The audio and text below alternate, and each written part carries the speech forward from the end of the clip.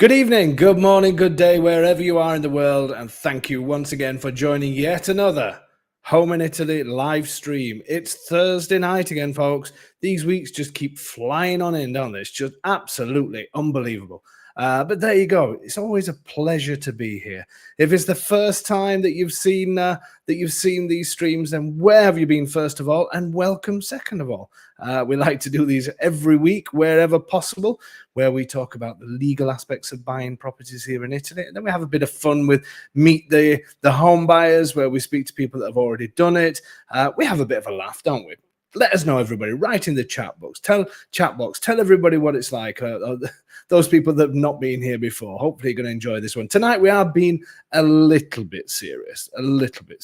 So, because we do have to every now and then talk about the nitty-gritty bits of it all, and get rid of all these worries that lots of people do think about when they're buying a property here in Italy. So we are going to be talking a little bit about that kind of thing. Okay, Tony, if I could just have the screen a second. I know Roger's mentioned about the tour next month. I can't believe it's here as well, Roger, and I'm going to say something about that shortly. So tonight's subject is, if I can find it, here we go. It should come up. Why is it not coming up? There you go. Tonight's live stream is the house I want to buy legal?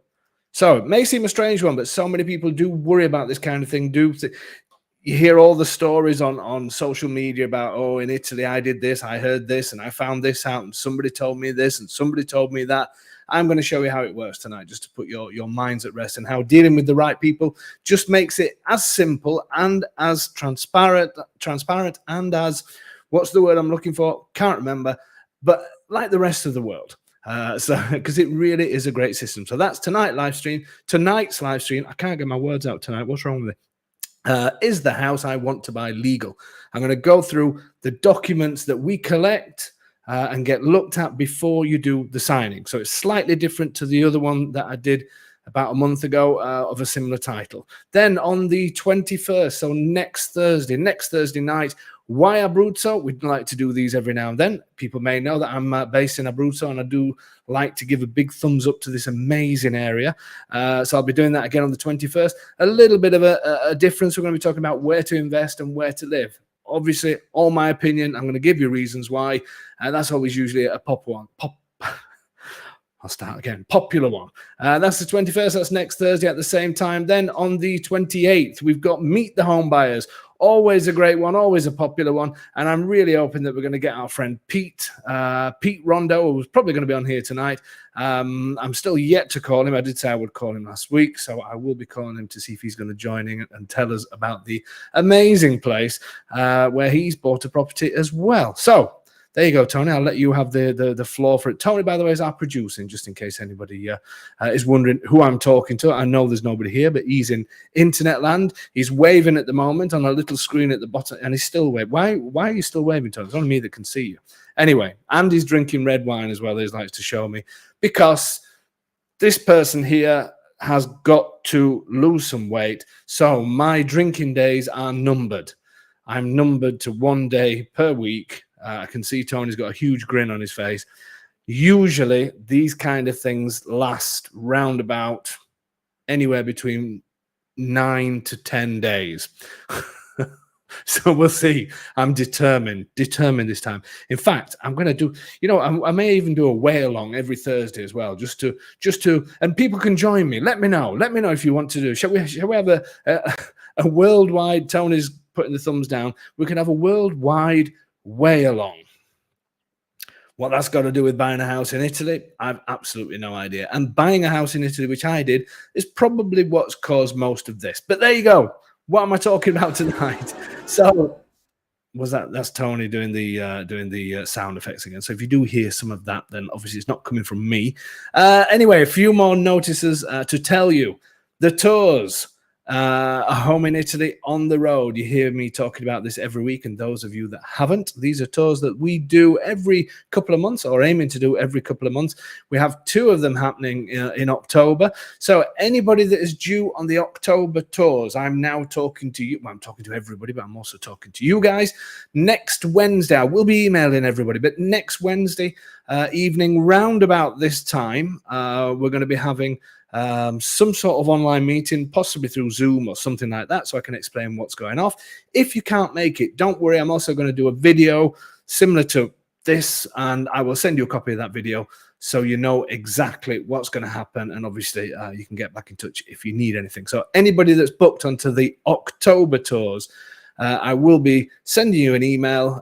It's going to probably be this weekend when I send you an email, and you will get an invite to the Zoom meeting or however I set it up, and we will have a chat. And as I say, if you can't make it, I will make a video and send it to you. Really looking forward to those tours. So talking about the tours again, Robert's saying October 25th, almost there. It certainly is. Can you believe it though?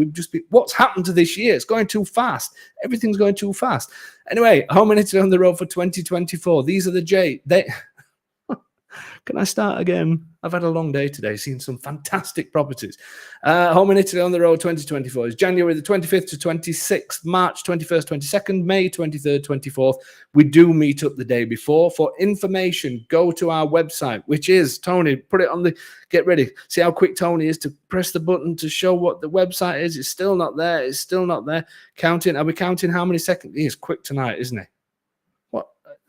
And it's still not done it. I can see him. He's like, there you go. How long did that take? At least 3 minutes. Homeinitaly.com. Go on there and then click on tours. It says tours at the top. So click on there. Gives you information. There's also a PDF on there. But I do want to say that the January and in particular the March one are really, really filling up. And the amount of people that have filled out the forms, because what we do is you fill out a form, we then send you a deposit invoice, and that blocks your space. Now, there is a number of people that have filled out the form, but they've not yet paid the deposits. If those people do pay, then January and March are pretty much full. So if you are looking to do that, if you are looking to join either the January one or the March one, you need to do it quickly. And if you've already filled the form out, you need to pay the invoice. If you've not received it, let us know and we will send it, because those dates are booking up really quick. May, there's still spaces on that. And I'm actually considering doing 2 in May. I was going to do 2 in March, but I think Easter, if I remember, falls at the end of March. So I don't think that's going to happen. So it looks like we may be having 2 in May. I may add a May date. Does that make sense? So we may be doing an early one in May. And for those of you who are wondering what on earth I'm talking about, basically, just to give you a quick rundown, the tours they usually last 2.5 days, let's say. We meet you on a Wednesday to have an aperitivo in Pescara. We have an aperitivo evening. We walk around Pescara for a short while, have a little bit of a chat.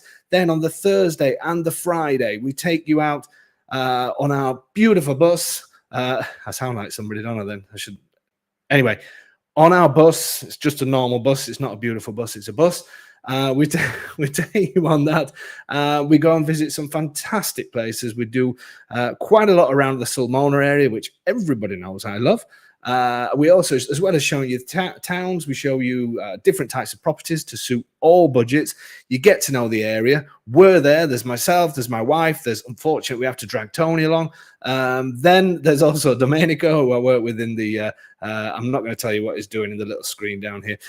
With Domenico, what was that? Where was I? Oh, yes, Domenico usually comes along, and usually his lovely wife as well. So you get to know all of us.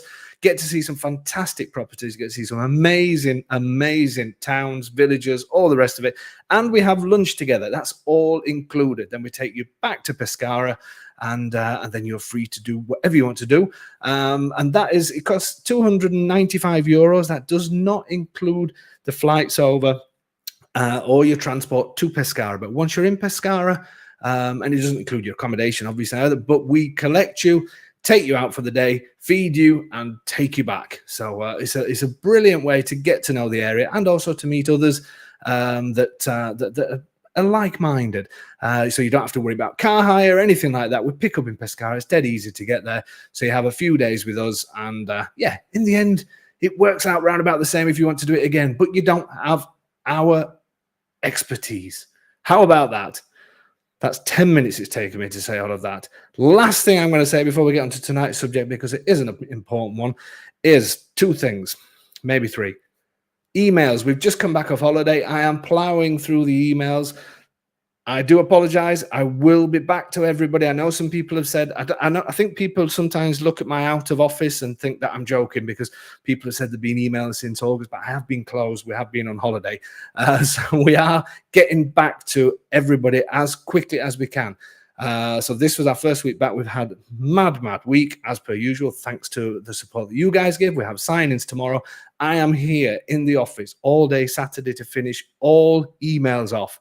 Ali is saying it's a lovely bus with a lovely driver. True, Ali, it is. It is. It is a lovely bus with a lovely driver. That's going back to the tours, by the way, just in case you've just joined us and thought, what on earth are you talking about?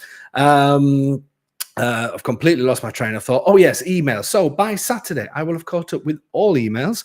So if you haven't had a reply by the time Saturday comes, then you need to email me again because it means that I haven't got it. Then the what was the other thing? Updating of the website, as I said to you before, is going to be done by the end of this month. So all new properties and all sold properties will be put on and removed as planned. And I'm also changing the website because we are now understand there's people in many different what can we say? Many different, not positions. What's the word I'm thinking of? I can't think of the word. In different times of their search, we now understand that it's sort of not everybody's at the same stage. That's what I'm looking at. So our website is going to basically say to you, where are you at the minute? Are you looking to come out next year? Are you looking to remote buy? Are you looking to jump on a plane tomorrow? Are you looking to come on a tour? There's going to be different sections, and within those sections, you're going to then get the answers that you need, hopefully, because I know lots of you are trying to get in touch with me and want to do Zoom meetings and all the rest of it. And as much as I really want to do the Zoom meetings, it's so difficult because they last at least half an hour to an hour. And we get so many requests, and I wouldn't be able to find incredible properties, a bit like that, what that person's just asked then about the property I got there yesterday. It was a good evening. I've sent you a message on Facebook about the property you teased us with this night. Can you get back to me? Randall, please do me a favor. I don't always man Facebook. It's also other people as well. But if you are interested, send me an email to info@homeinity.com. And the video will be out on that one. I think we're going to do that one Saturday. I'm actually going tomorrow, hopefully, to do a video on that one before our signings. So the website's going to be up to date with all that stuff. We're going to recognize that people are at different stages, and we're going to have different things available for everybody. All I can say is the support is fantastic from you guys. And you know, I've been doing this over 15 years, but A Home in Italy has existed really since COVID. And it is fantastic. It's myself and my wife that run this. We do have people, collaborators with us and all the rest of it. We try and do everything together. Yes, some people could say, well, you could really get other people working here. That is true, but I know lots of people do like to talk to us. We're trying to find ways around this. We're trying to get it to the point where we have group Zoom mails, that Zoom meetings and things like that, similar to this, but where you're on as well and you can actually ask questions. All of this is coming. It's all in the pipeline. So by the end of this month, you're going to see quite a few changes on the website and how we get hold of people and that kind of thing. Please bear with me. Please, we're not ignoring you. We'll be back to you as soon as possible. Lily Bell, are you sending emails to those who are attending the October 12th tour? Yes. Everybody will get emails, whether you're on the early tour or the late tour. Everybody's going to get emails, and we're going to have that meeting next Wednesday for those of you who can attend. For those who can't, I will send you a video basically explaining everything. Louise, we also sent you an email last week. We know you're busy, but please reply. We only just got back off holiday, Louise, last week. So I am, as I say, working through everything. And I promise you, everybody will be replied to by Saturday. The new system's in place, and we'll try and be as efficient as we can. I'm needing your help with this, people. We're going to have another one of these Thursday sessions where I'm going to be asking you what you expect from us and how we can change things to keep up with the fantastic demand that we're I don't know what else to say to you. You guys are brilliant. The support you're giving us is brilliant. Okay, Mark, we will be visiting Pescara October 24th to 27th. I think that is that our tour time, Tony? I can't even remember. But anyway, if you send us an email, but I've got a feeling that is right when we're on our tours. But send me an email. I may have some options for you to sort of tag along in a sort of way. But anyway, send me some emails. Okay, we better get on to tonight's subject. Otherwise, people are going to be saying you're 15 minutes in, you've done nothing. So we're 15 minutes in. I've done nothing. Let's start with the serious stuff. Okay, Wow, a long intro. That is quite a long one. I think that is a record. 15 minutes. Okay, let's get on to serious stuff now. Let me change my face. So, legal documents. Oh, Tony's saying answer this one first. Louise, a quicker way to contact you when a house comes up, as we will purchase without visiting. Louise, I'm going to answer this one quickly. Sorry, everybody. I completely understand what you're saying. The problem I've got is I can't sort of, it would be so unfair to me just to say, okay, I've got this one before anybody else sees it. There you go, Louise, because there's lots of people also like yourself, but I don't want to ignore yourself. So there is something coming up that we're going to be doing for people like yourselves who are ready to go on something. It's and I completely understand the video properties go extremely well. And they go extremely quickly, but we also have loads of other properties as well. So like today, we've been out viewing fantastic properties. I've only managed to do one video, but the other 4 properties are amazing ones. So there's not just the video properties, but there is going to be something for people like yourself, Louise, who are ready to do it now, who want to remote buy, because I recognize that there are people like you. So I will be in touch, I promise, with you really, really soon. Okay, I better get on with the subject tonight. Here we go. So we're talking about legal documents. Lots of people think when you're buying in Italy, it's all what can I say? Some people actually think it's a bit of a joke, the system over here, and especially when you read some of the things on social media and all the rest of it. And people say, "I've heard this, I've heard that." I hate all that kind of gossip because half of it is never true, and it's always somebody's friend told them, you know, or I heard, or this, and then you get all the stereotypical stuff where people say, "Well, a friend of mine bought in Italy, and then they realized that there was another 10 owners." Then they lost the house because the 10 owners came back and said that that's mine, and blah, blah. And I hear all these stuff and I think, really? You know, we don't live in a country that just, maybe years and years ago, people would just sign things and say, there you go, we've sold a house. Years and years, that could be all over the world. The system here is fantastic. So what I want to do is go through a few things that are common problems on documents, and then we're going to do a simulation where you're out here, you've seen a property, you love the property, and I'm going to show you some of the checks that happen before we go to the notary's office. What I will say is I am not a solicitor. I must say that I am not a solicitor. I cannot give legal advice, but I will tell you exactly how this system works and how we do things. Okay, but just to repeat that, I am not a lawyer. Okay, have you understood that? Okay, so let's go to our first. We've got slides tonight, folks. This is exciting, isn't it? Look at this new system as well. You can see me. This is the slimmed down version of me on the. Oh, no, you can't see my arms now. Can you? What's happening? Don't like that. Tony, why have you changed that? Anyway, hopefully you can see my little blue pen here. Let's start with the top. So the common problems found on documents: incorrect owners, usually deceased relations, unregistered builders, incorrect floor plans, debts, and mortgages.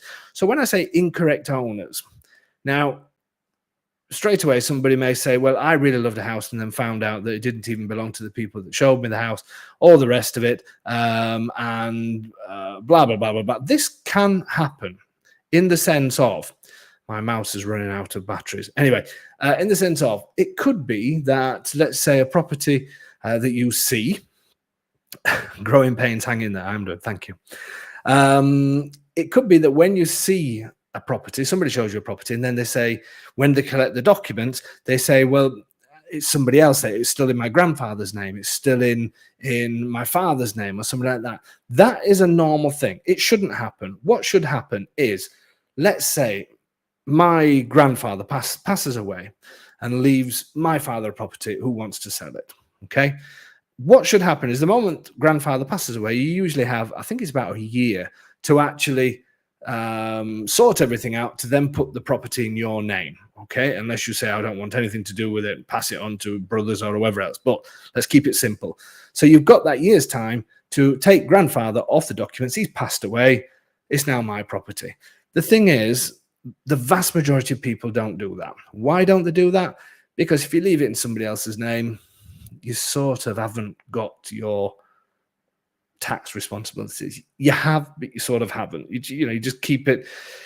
It's complex, but that's just what happens. Sometimes people just say, well, we'll just leave it in their name, and then if we decide to sell it, will change it. It's not supposed to happen, but it can happen. So that's why sometimes when you collect the documents, but the thing is, it's not that it's in Joe Bloggs' name, but Mary Bloggs is selling it, and she's not even related to Joe Bloggs. You know, we're not talking that kind of thing. We're talking maybe deceased parents, and they just haven't done what they call the succession. It's not been passed on. It's not been everything put right. These are things that can get done, and it's not that we can go to the notary's office and say, okay, Mr. Notary, I know it's still in my father's name, but he passed away. He was born in 1910. He passed away. Can we do this act? No. Even if he was born in 1730, the notary will say, no. I need to, because what the notary does is he downloads everything from the land registry. So when you go to the office, he will look at the land registry and say, these are the people, when they do the checks. This has happened to me very recently, where the notary secretary got in touch with me and said, there's a piece of land that's still not in these people's name. I've seen that there's been a successione, which is what I was saying about the registered the death of the person or the rest of it, but land registry still hasn't actually changed it.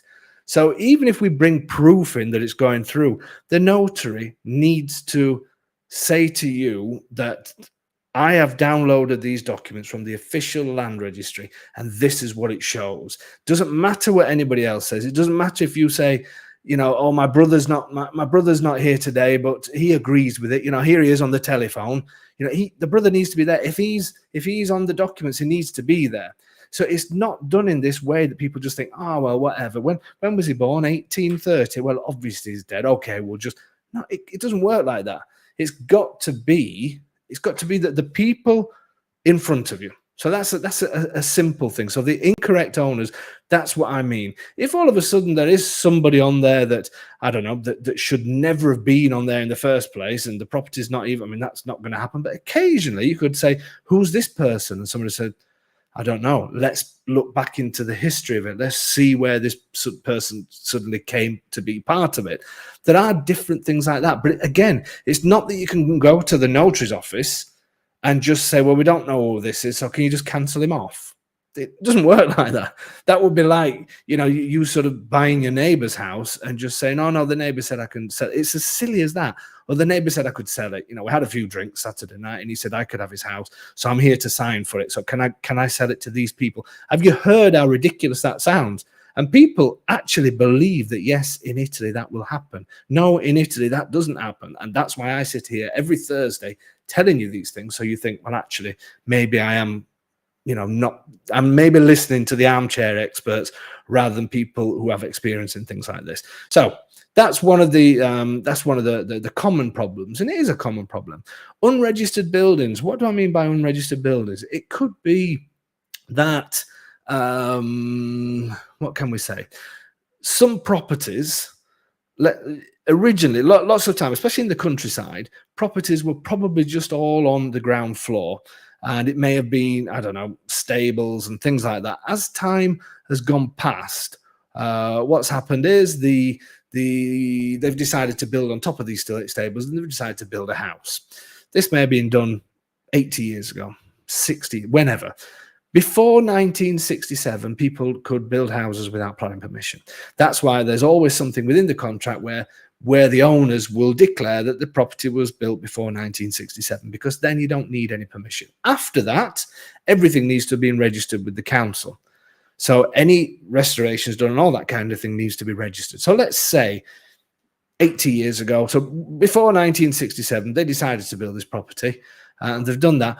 But what happens then is it's still not registered anywhere. So they built it, but they're still not registered. So people should have registered everything they have. So every property, every garage, everything should then be registered on the documents. But it sometimes happens that when we collect documents, we say to people, well, hang on a minute, this is only showing one floor, but we know it's 3 floors. You know, what's that? And they say, well, yeah, it was done years and years ago. It's clearly was done pre-1967.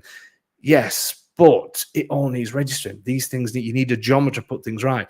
These things you get to know well before the act. It's not that you buy something and then somebody says, have you seen your house? Have you seen what's being signed for then? Have you seen the floor plans? It's nothing like what you've got. The floor plans show. So you see everything. I'm going to go through what you see. If you sign something to say that my house is a stable, then I'm sorry, you bought yourself a stable. But if you go to the notary, let's say you get as far as the notary, I would like to think anybody you're dealing with is not going to get anywhere near the notary's office stage before you get told there's something wrong with the property. You're going to know well before. I say, if your house is registered as a stable and you say, yes, that's my house, then you've bought yourself a stable. Simple as that. So you want to see things like floor plans. You sign those at the notary's office. So if you're going to sign some, the notary's not going to go to the house and check it. So if you're going to sign something that just shows 2 rooms and somebody says to you, don't worry about it, it's fine, you'll sort it after. You see where I'm coming from? You get to know all of these things. So that's the thing that you don't have to worry about, because and when you're actually there in front of them, or if you signed a power of attorney, your power of attorney, you're there in front and saying, yeah, this is the property. Anybody that say, if I sign on somebody's behalf for a stable, but really it's a house, that's not going to happen. Just not going to happen. Then we've got incorrect floor plans. So this is similar to what we're saying with the unregistered buildings. But basically, it is exactly that: incorrect floor plans. Maybe there's a bedroom, but an ensuite's been put in there. Yeah, but on the documents it doesn't show, because sometimes people do that.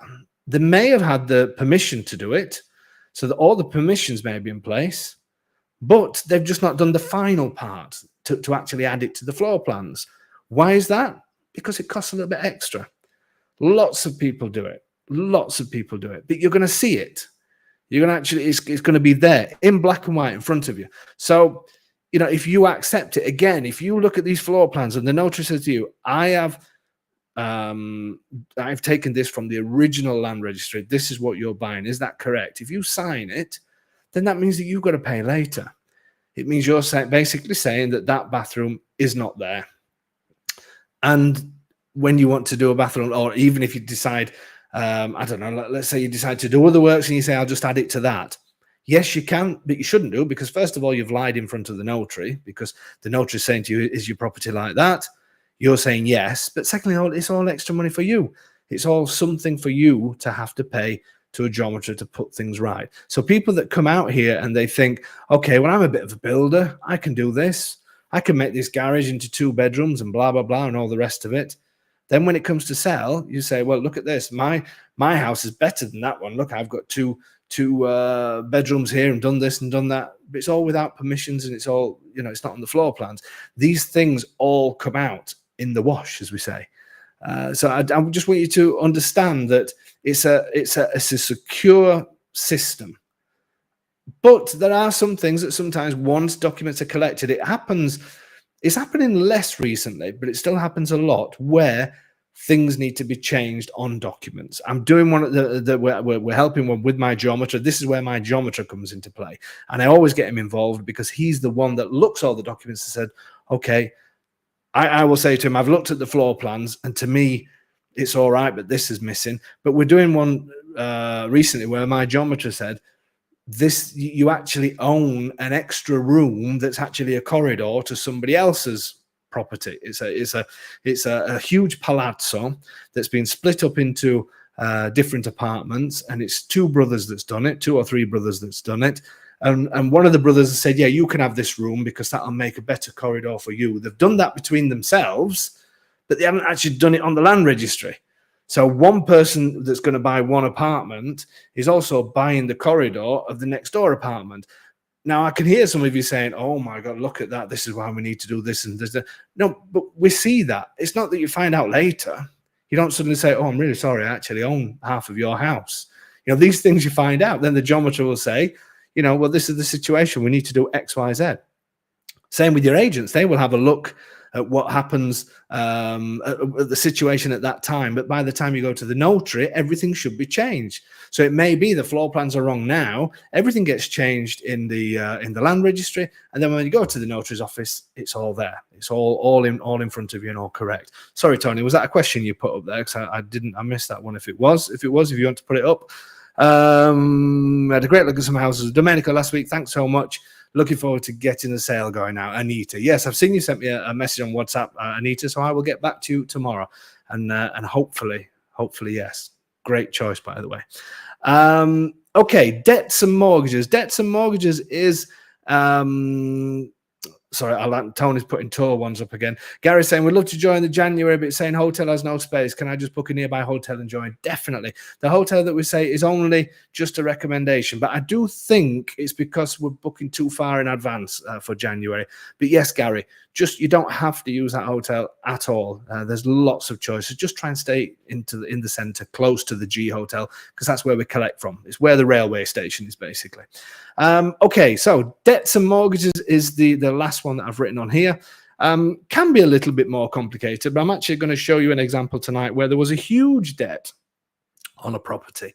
But again, it needs to be, they usually can be resolved. Debts and mortgages is one that, thankfully, it doesn't happen very often. I think I've only had two in the 15 years that I've done it, where when they've done a search on everything,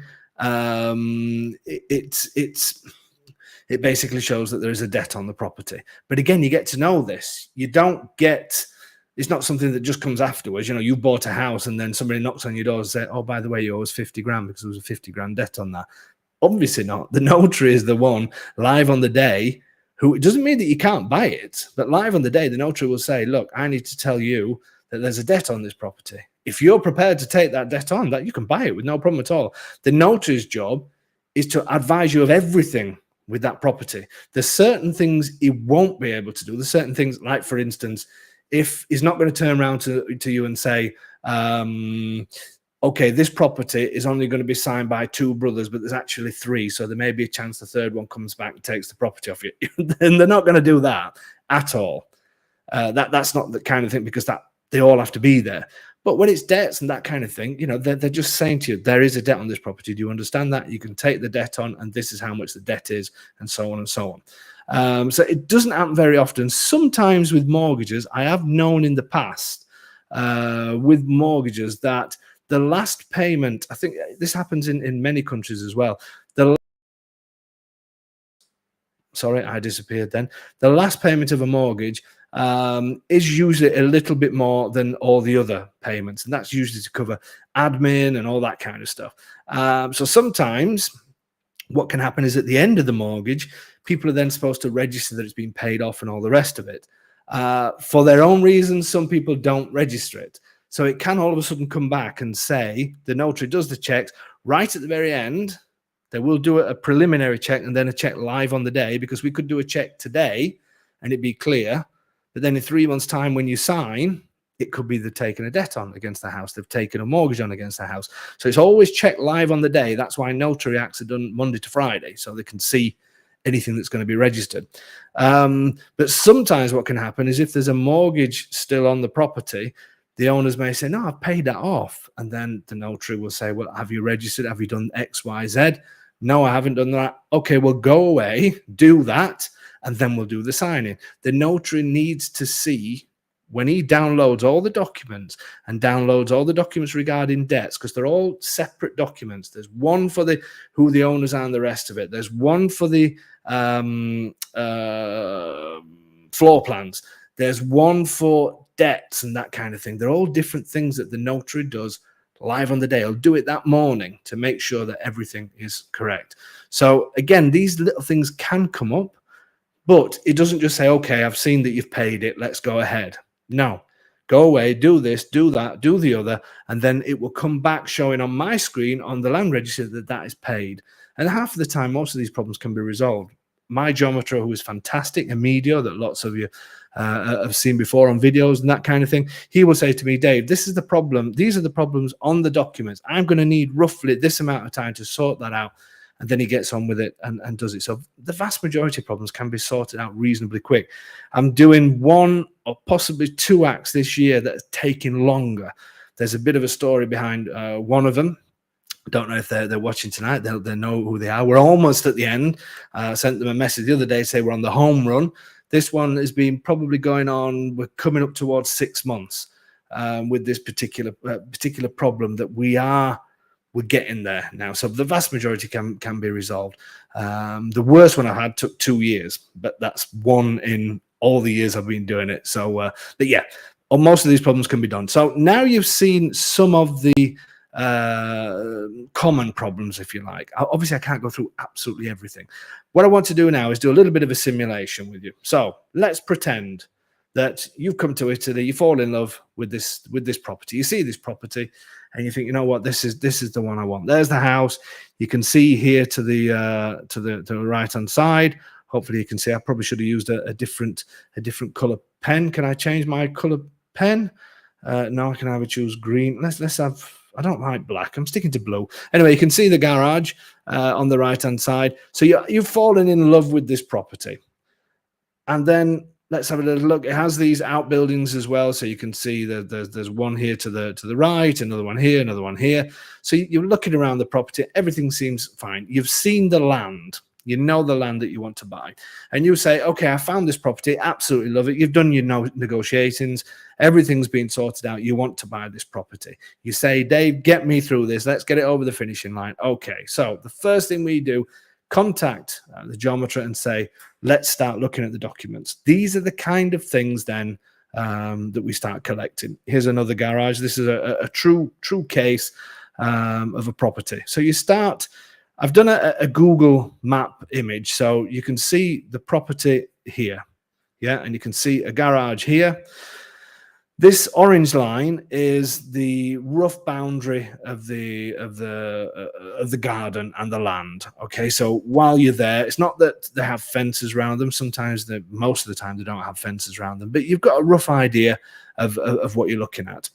So in your head, this is what you're buying. So then we move to the first thing that we will check. Planimetria catastale, foglio di mappa. So these are basically a map of that particular, of the land that you're buying. So all of these are all individual plot numbers. Hopefully you can see where the blue lines are. So you've got 410, whatever that is, 427. So looking at this at the moment, this was roughly, I'm drawing a line on it now, roughly what the people were buying. So I'm just doing this as a full outline. So up to now, you're thinking, okay, well, that's roughly the shape that I was told. Here is some sort of building. We still don't know nothing about it at the minute. Here's some sort of building. Here's some sort of building. And here's a gap. Okay, so we think, okay, well, what is this gap?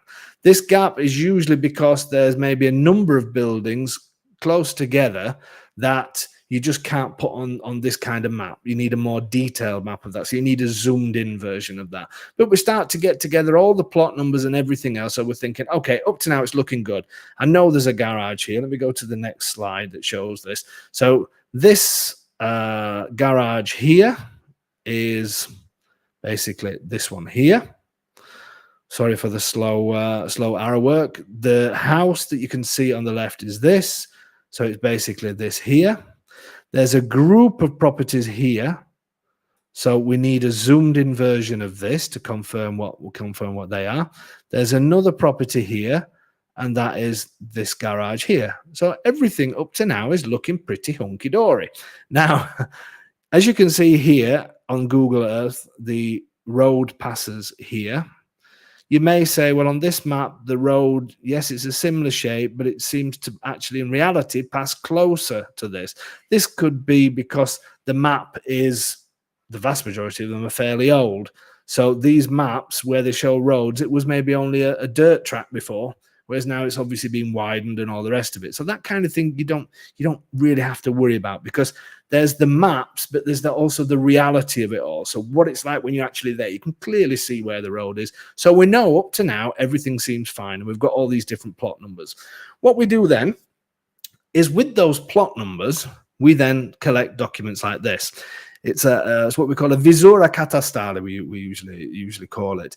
What this gives us, it is I don't know if I can make this any bigger. Let me see if I can by just changing. Bear with me 1 second. That's maybe a little bit bigger for you, not so sure. But what we have here is 4070 and four. I can't read that one, but anyway, we've got these plot numbers. What they will do is they will relate to the plot numbers on the previous map that we've just seen. Now, obviously, I'm not going to show you all the plot numbers because they bought lots of different plots of land, but I do know that this part here was 4070. And what it's showing us on this document is giving us a little bit of information about that plot. So what it's telling us is there's a category A3. So we know there's a house of some sort, a habitable property, because they come under category A. You haven't got to remember all of these things. I'm just trying to show you these just so you can get an idea that it's not just things written on the back of a cigarette packet or anything like that. It's all done properly. So we have categories that we look at. So we know at this stage that that's some sort of property. It says 8.5 Varney, which talk about rooms. You may think, well, what's a half a room? A half a room could be things like corridors and that kind of thing. And then it has the famous rendita value. So this has a rendita value of 395. What's a rendita value? I can hear you all screaming at me. A rendita value is, sorry, I disappeared again, is basically the how to work out the taxable value of the house. And I'm only going to show you quickly. So this had a taxable value of, I forgot already, 395. So 395 times by 126, because that's what you do if you're buying it as a second home, has a taxable value of 50,000. And that's what your taxes are based on. Even though that property went for a lot more than that, that's what your taxes are based on. We're not going to go into that on this session because we'll do that on another one, but that's how it works. So this particular document gives us lots of information. We collect lots of these documents because you can see at the bottom here, you may not be able to see it on your screen, that this one's a category C2. So we know there's some sort of garage or something like that there, because C2 and C6s are things like garages, storage rooms, things like that. Because it's not habitable space, it gives us the square meters rather than how many rooms. And then we've got, again, a rendita value because they have taxable values as well. Then we would carry on collecting these documents until we've got all the plot numbers that we've seen. So when we go back onto that map and we say, no, we're also buying this plot number, okay, we need to do a search on this plot number, this plot number, this plot number, because all of these get put on the final contract at the end. This is how good it is. This is how straightforward it is. You will see these sorts of things, especially when you're buying land and that kind of thing. Obviously, if you're buying a townhouse or something like that, you're not going to see this kind of thing. You'll just see where the house is situated. But what you then will see is floor plans. And again, I've missed off the at the top here. They usually have a heading with all the plot numbers on. And again, it will have that reference 4070. It will tell you the council it's in. It will tell, so everything goes back to those plot numbers. So it's not that we're just plucking things out of the air. So up to now, everything's looking good. We've collected the floor plans. We collect the floor plans and we see that, okay, that there's a room here, there's a room here. Now, let's say, for instance, you know that this room is actually split in half, and you know there's been a bathroom put in here. And I don't know, maybe in this room, they've made a door to go outside here. This is the stage where you'll say, well, hang on a minute, that's different to what, because this is what, at this stage, the notary will hand to you and say, is this correct? Is this your house? The notary is not going to go to the house to do a sketch of it. He's going to download, or she's going to download what comes off the land registry. Okay, so this is why everything has to be right. So if there's any problems at this stage, you say to the owners, the floor plans are different, they need to be right before I buy it. That's normal. That's put in, if you're signing any preliminary contracts, it's put in there as well to say that the documents must be, the correct documents must be given before the time of the sale. That's what happens here. It's all perfectly normal. So at this moment in time, nothing's hid away from you. Everything's being given in front of you, and a floor plan is what you will sign at the notary's office.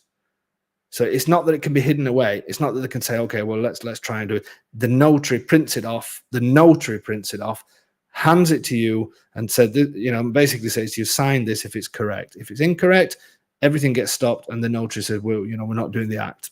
So that's another document. Obviously, there's more things to do. The thing with this now, the thing with the floor plans is, this is where it gets a little bit complicated. I have to keep doing this. But what can happen is people change their floor plans, okay? The floor plan and where that comes from comes from a department that's responsible for taxes. So this is where you may start thinking, this is really complicated. It's not. But it is possible, it's not legal, but it is possible that somebody says, okay, I've done all this work. I'm a builder. I've decided to add 2 extra bedrooms in, all the rest of it. I'm going to say to a geometer, can you alter the floor plans for me and just alter it as far as tax is concerned? So these floor plans that come out, because that then tells the tax office there's more rooms. They've changed that into a bedroom, so they need to pay taxes on this. They need to do this, that, and the other, and blah, blah, blah, blah, blah. But they don't actually ask for permission from it. Now, at this stage, you can say, well, hang on a minute, then if somebody changes the floor plans just to make the tax people happy, but it's actually illegal what they've done, then I'm buying something that's illegal. So what happens? One of the most important documents that gets collected is what we call, and it's one that I always forget the name of, atto di provenienza, which basically means the previous act. So when the buyer bought the property, what happens is when the seller bought the property, the notary, everybody will go one back, as in, if we bought this house, myself and my wife, if we want to sell it, the atto di provenienza will be checked. How did we get it? Did we just win it on a card game? Obviously, it's not going to be registered like that. And no, I didn't, by the way. Who did we buy it from? Who was the notary? Who was everything else? So you get the atto di provenienza. We all have them because when we buy a house, we've got the act that we signed with the floor plans, with everything. And that's where you study the atto di provenienza, because within that, it tells you, let's say, for instance, my next door neighbor has a right to walk through my garden and he's allowed to use my bathroom whenever he wants or another. It will be in there, all of these things. So that's why when people say, well, how can you find out about things? It's in there. It's in the atto di provenienza. It's all in there. In the same breath, floor plans may not be in there if it's from a while ago, because before you didn't used to have to sign floor plans. Now you have to sign them. But there's always a description of a property. So if in the description it says there's one level, it's a one-level property with a stalla, which is where you put cows or whatever else, and a cantina, where you store wine, whatever else. And that's the description of the property. Yet what you're buying and what the floor plans are showing you is something else. So there's a discrepancy. How did it get from that to that? Yeah. Now you need to prove how it got from that to that. So the owners, as every owner will say, oh no, I got all the permissions. No problem there. I've done everything. Everything's perfect on my house. I did everything by the book. Everybody says that. Yeah. But you don't, again, it's not that the notary just says, really? Oh, okay. Perfect. Off we go. Doesn't work like that. So they may declare that the house was done before 1967. Okay, your house is showing 2 bedrooms. Now it's actually 3 bedrooms, and it's this, and it's that, and it's the other. But when you bought it was only 2. Now it's 3. You need to tell how we got from that to get to that. So then what we do is we go to the council where the house is, and we ask for accesso degli atti, because the geometer will say, okay, I need to understand how it got from this to this. So you put a request into the council. It can take up to 30 days for them to give you everything that has been asked from the current owners, every bit of permission that they've asked for in the past and what it was for. So we then get the next document along, similar to this. I mean, this is just something I took from the internet once I actually put it on. So we get photocopies of things like this. Okay, they put this, they asked for permission to create this, or it was a piece of land before. They've asked for permission to do this. Here's the plan. Here's if they needed any engineers designed or anything else. We find out everything from there, and we say, okay, this all looks great. We've got everything. These all have what they call protocol numbers and stamps and all the rest of it, and all of these get added to the contract. So everything then. So what it will say is an example. Sorry, I don't know what that is. As an example of sorry, just get rid of that. So an example of a common act, it will say this property was built before 1967. Since then, there has been no work that required permission, and the owner will say that's how it's been and declare that. Or since then, there has been this work done, protocol number such and such, such and such, such and such, such, and it was to add an extra bedroom. And then 2 years later, we decided to add whatever it is. The list can go on for a long time. So all the permissions that's ever been asked to get that property from how it is in A for it to be B. Now, if somebody changes the tiles, if somebody changes the kitchen, that doesn't need the kind of permission. So there's lots of signings where the owners declare that it was done before 1967, and nothing's been done since that required permissions that would change the potential taxable value, that would change the floor plans and things like that. So when you see a house that you say, okay, I'm buying this house, it's clearly work has been done since 1967. As long as the floor plan, if everything matches, and we're just talking updates, that's different, because there's certain permissions that you have to ask for to get rid of certain waste and things like that, but it's not a permission that would change the documents of the house. It's just updates. So that doesn't matter.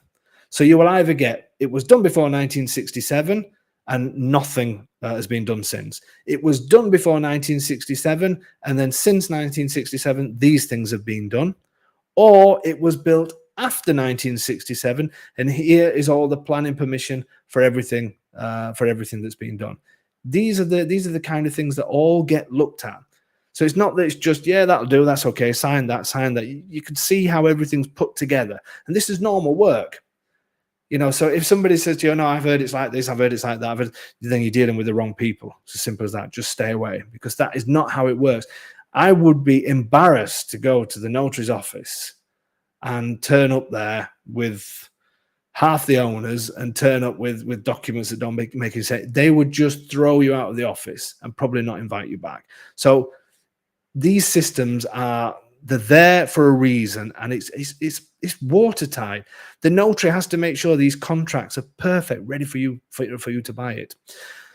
The next thing, there's obviously other checks as well that they do, but another big one they do, this is all blanked out because this was a real case where when they do this, it's called ispezione, I'm losing my word, ispezione ipotecaria. Basically, are there any debts on the property? Usually this will come back blank, and the notary will have a smile on his face and say to you, even though the owners have got to declare that it doesn't have that, the notary will say, the owners have declared that there's no debts on the properties. I have downloaded this document and I can say there are no debts on this property. This comes back blank. If this is full of writing, then you think, oh no, there's some debts on it. But the notary has to show you that. It doesn't just think, okay, well, I'll not show them that because that's a bit of bad news. They're buying a property. We better not tell them there's no debts on it. Of course, the notary is not going to say anything like that. There's just no way that would happen. So it's everything is completely watertight to the point of every document comes out. And what will happen then is the notary will say, look, this is the situation of this property. And in this particular case, there was a huge debt on it. There was a huge debt on this particular property. So what happened then? The owner said, okay, let's say, for instance, the property is 100,000 and they found a 50,000 debt on it. The buyer said, we still want to buy the property. The owner said, I can't pay the debt off until I sell the property. Okay, what do we do now? So the notary guaranteed what the debt was. We contacted the bank, in this case, where the debt was. We said, can you give us a settlement price, or the notary finds all this out, for this particular debt on this day when we get to the whatever day the signing is going to be. The notary will then say to you, okay, the debt is 50,000 euros, for example, whatever it may be. In some cases, we can say, okay, the people will actually come along. So if it's a mortgage or anything like that, the bank will come along at the time of signing. They will get their 50K and all the rest of it. If it's a debt, if it's another type of debt, like in this particular case, that wasn't a mortgage, but it was held against some of their land and something else. What happens then is the notary said that there is a debt. It was in the contract. There's a debt on this property of whatever it is. I'm saying 50K just to make figures simple. The property was 100K. So the buyers said, okay, I still want to buy the property, but I'm only going to give you, the owner, 50K. Yeah, I'm going to hold 50K back. The notary has told me that this debt until this date is this money. I will go and I will pay that debt off afterwards. And that's exactly what happened in this case. So again, even in the work, it very rarely happens with debts. I'm happy to say. I think I've done two, I think, in the 16, 17 years. Tony's putting his hand up and saying I said one earlier. I think I've done two, I think.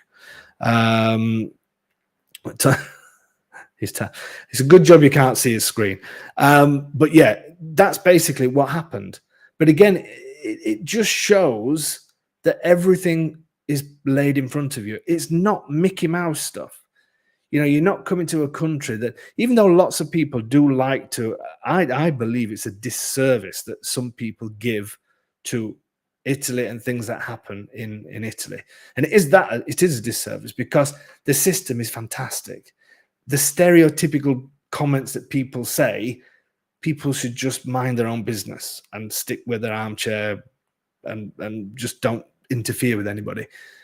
If you want legal advice, you get that from a lawyer, obviously. If you want experience, we can give you all the experience you want. But this is the way things are done. So when people try and scare somebody to say, oh, no, you need to use our services because this is a minefield. Yes, there's a lot more to it than what I've gone through tonight, but it's not a minefield. You just need to use the right people, you know, but as I say, people that say, oh, you know, I would never buy there. Well, don't then. That's what I say to people. When people say, my friend said he would never buy in Italy because the system's a joke. Fair enough. Don't buy. The rest of us will, and we'll enjoy it because the system is fantastic. Katie's saying, is it uncommon to learn this info, i.e. easement on a property or incorrect floor plan, etc., immediately when being shown a property by an agent prior to beginning the process of purchase? Okay, yeah, I mean, what should happen is, at that point, the problem with this, Katie, is that things can change along the time. So you could see something today, and then something, for instance, a debt could happen afterwards. Now, the important thing is that if you're looking to buy a property, then you should get to know, somebody should say, look, there is some problems with the documents, but don't worry, it's all in hand, it's all going to be sorted out. So yes, you should get to know before you start doing the process of a purchase.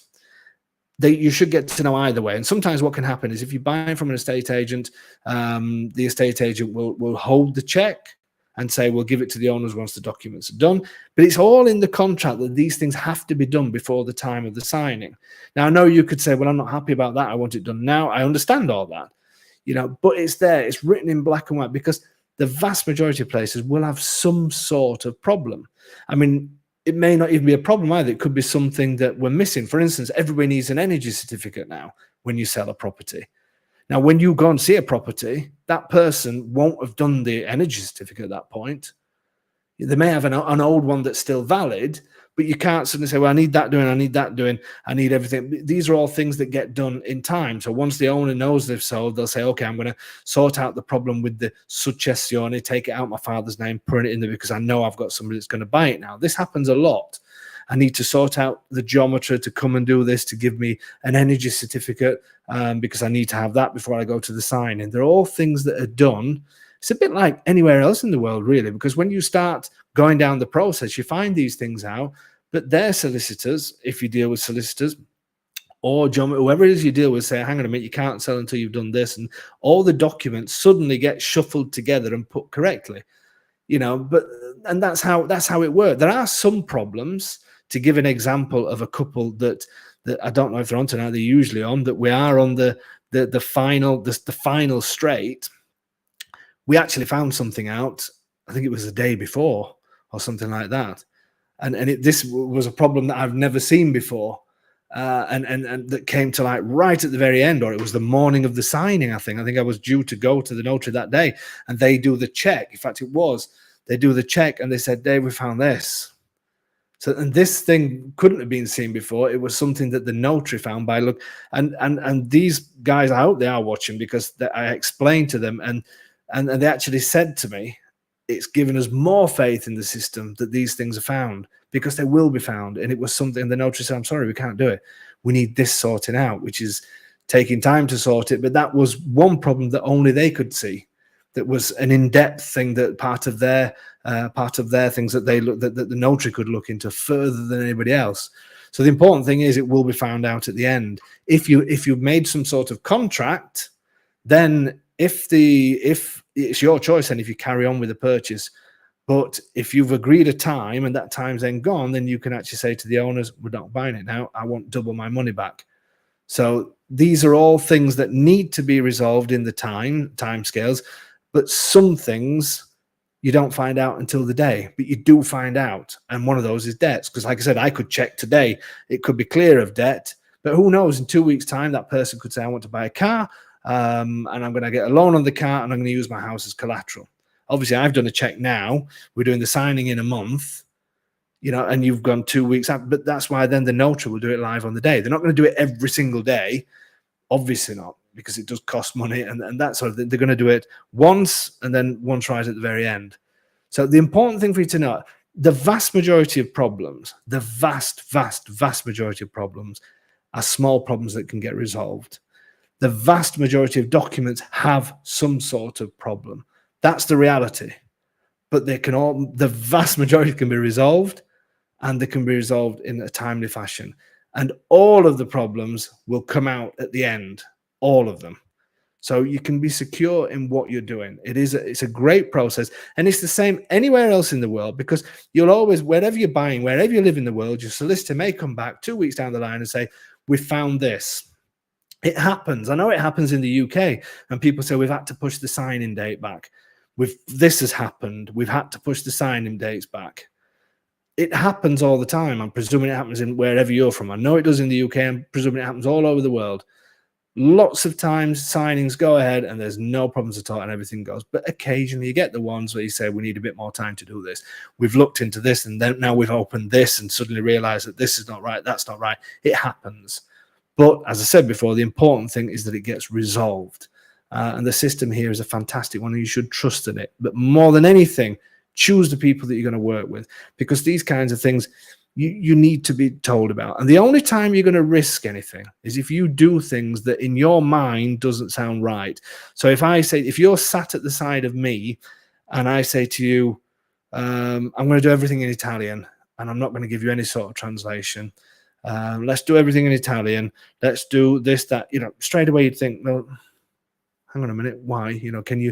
Can you explain why? When I do signings for people, tomorrow we've got a couple of acts. We've got a couple that's coming and a couple that I'm doing on power of attorney. For speed and everything else, I will do the power of attorney ones in Italian, because I don't have to translate for myself, because I can speak Italian and obviously do that with the notary.